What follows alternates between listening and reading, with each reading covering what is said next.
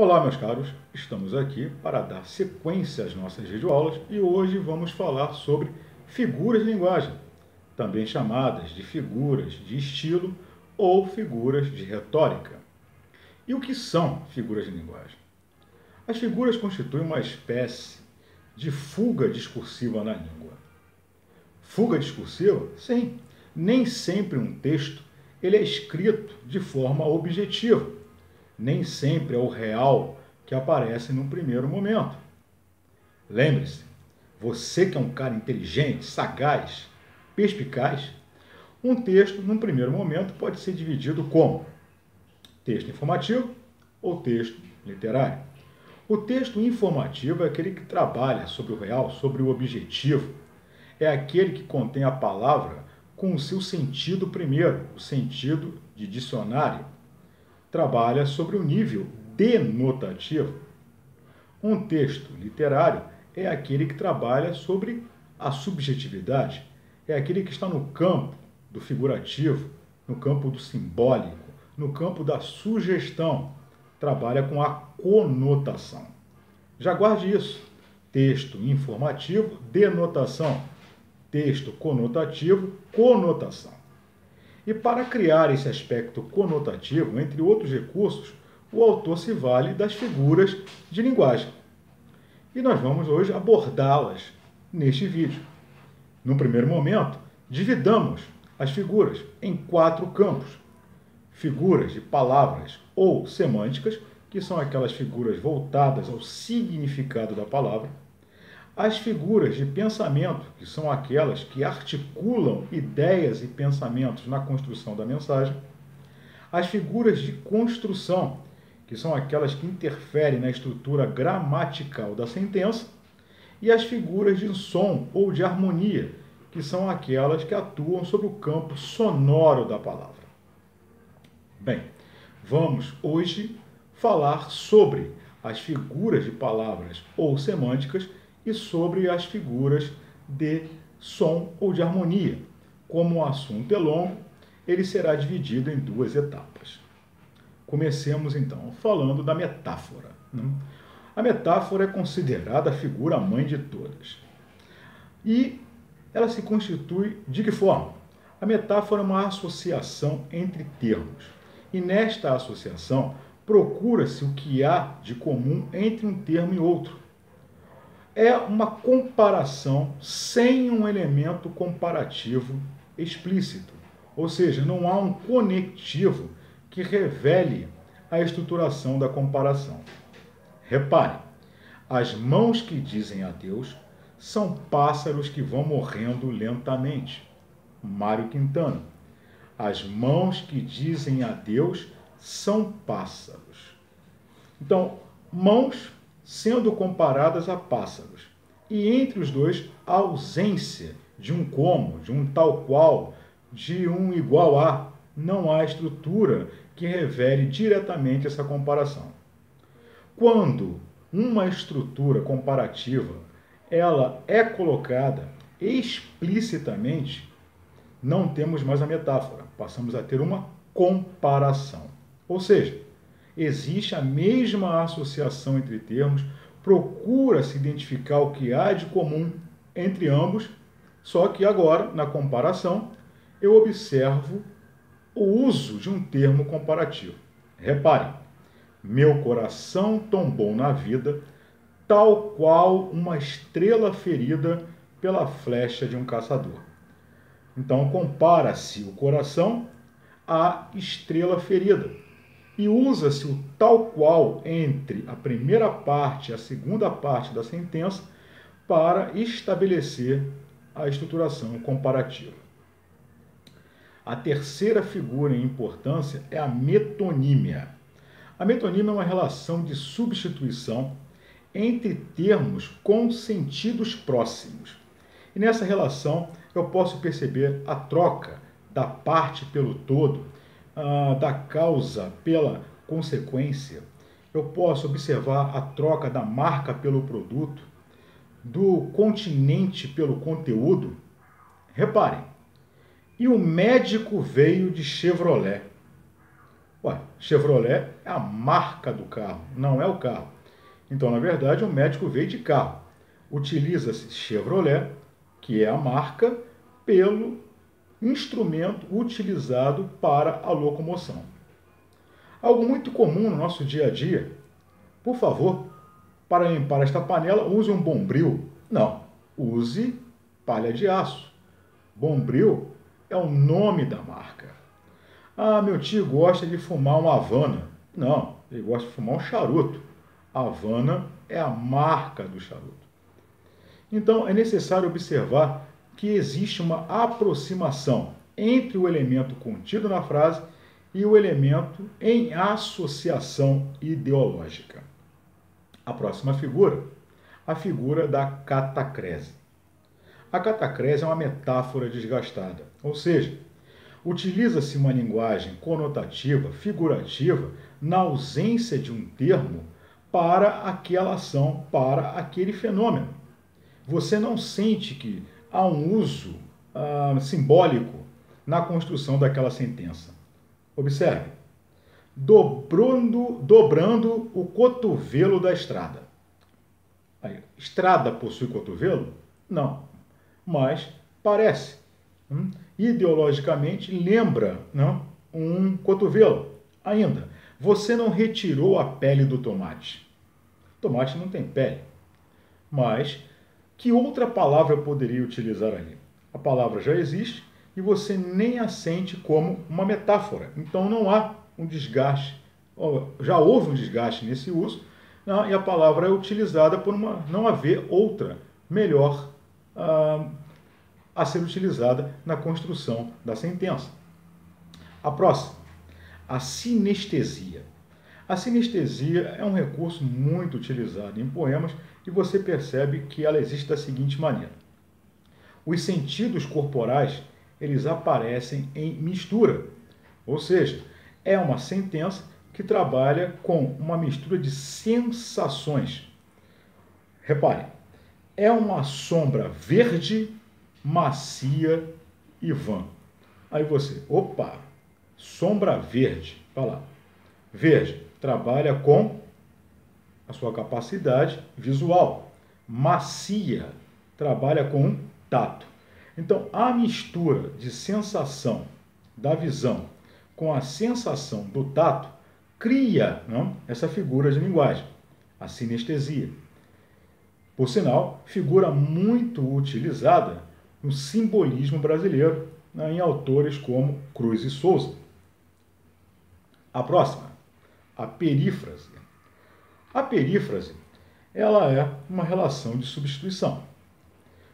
Ou seja, não se utiliza um termo ou um conjunto de termos, uma expressão, e vai ser utilizado um outro termo, vai ser utilizada uma outra expressão que mantenha uma relação de identificação com aquele termo.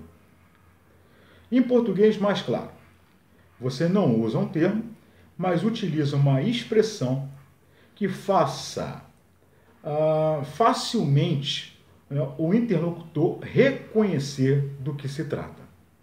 Repare, cidade maravilhosa, cheia de encantos mil. Eu não utilizei Rio de Janeiro, mas cidade maravilhosa é um epíteto, cidade maravilhosa é uma estrutura que remete universalmente a Rio de Janeiro. Hoje eu estou passeando pela Terra da Garoa. Eu não falei São Paulo, mas universalmente você sabe que Terra da Garoa está ligada a São Paulo. Leia mais repercussões sobre a morte da Dama de Ferro. Quem é a Dama de Ferro? Margaret Thatcher. Então, a Dama de Ferro, uma expressão que tornou Margaret famosa aos olhos do mundo. Falemos agora sobre a aliteração. A aliteração é outro recurso utilizado largamente em poemas e um recurso também largamente utilizado no simbolismo brasileiro. Na aliteração, nós temos uma repetição harmônica de um som consonantal, ou seja, repetição de consoante. Óbvio que com uma intencionalidade na criação do texto, não é um uso aleatório. Reparem, chove chuva, chove sem parar, trecho de uma música de Jorge Benjor. Reparem no chove, chuva, chove sem parar. Então existe uma repetição desse quando você escreve CH, som consonantal. Então repare, isso já constitui uma aliteração.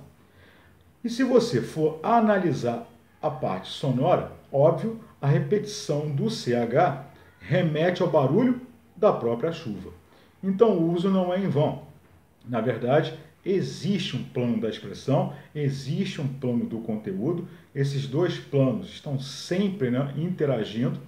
Então, a parte escrita, óbvio, está presente ali para ser decodificada, e a parte sonora ajuda a criar um aspecto de maior beleza, de maior expressividade à construção. O rato roeu a roupa do rei de Roma. Reparem, além de ser um trava-língua popular, essa construção ela faz você perceber o quê? O som do rato roendo. Então, a repetição desse fonema, o rato roeu, sugere o som do rato roendo a própria roupa. Próximo fenômeno, a assonância. Vejam bem, a assonância ela também está ligada à aliteração. Tanto a aliteração quanto a assonância são fenômenos ligados à parte sonora da língua. Na aliteração, repetição de um som consonantal. Na assonância, a repetição de um som vocálico. Então, repetição de vogais. Repare, a pálida lágrima da Flávia. Reparem na colocação do A. Constantemente a vogal A está ali presente. Pálida, lágrima, Flávia. Tá? E, por uma ordenação simbolista, a vogal A ela ficou conhecida como uma vogal de transmissão da cor branca, ou seja, transmissão da palidez, transmissão de uma certa luminosidade. Tá? De novo, na messe, que enlourece, estremece a quermesse. Reparem no uso do E. É óbvio que esse fenômeno de repetição ajuda a criar um fenômeno interno rimático. Ou seja, a sonoridade ela é colocada num primeiro plano. Essa sonoridade ela é responsável por ditar um ritmo diferenciado e isso é importante para embelezar o próprio texto. Próximo fenômeno, o fenômeno da paronomásia. Espera aí, o que é paronomásia? Não, calma, não é um palavrão. Com certeza você estudou parônimos, ou seja, palavras que possuem grafias parecidas, palavras que na hora da pronúncia você percebe que foneticamente elas estão associadas, são parecidas, são similares. Então, reparem nisso. O passarinho pousou e posou, sentindo-se uma águia. Então, nós temos pousou e posou. Temos palavras com pronúncias muito parecidas, pronúncias que estão próximas, mas com significados diferenciados. O que eu falei. Eu procuro a parte escrita, identifico, decodifico e saliento o quê? A utilização sonora para dar mais expressividade à construção da própria sentença. Próximo fenômeno, a onomatopeia. O que é a onomatopeia? A onomatopeia é uma tentativa de reproduzir graficamente um som natural. Ou seja, um ruído que você percebe na natureza, um ruído que você percebe em volta, esse ruído ou esse som, ele tenta ser capturado pelo autor, que transcreve, ou pelo menos procura transcrevê-lo na organização da sua sentença. Exemplo, o boom da explosão foi ouvido em toda a cidade. O boom. Né? Então, ele não utilizou barulho, ele utilizou boom. Boom, na verdade, o som produzido pela explosão. Reparem que coisa interessante.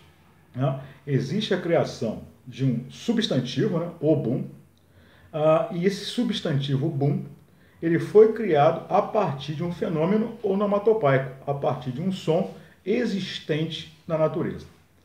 Outro, o ovo caiu da mesa e fez ploft no chão. Ploft.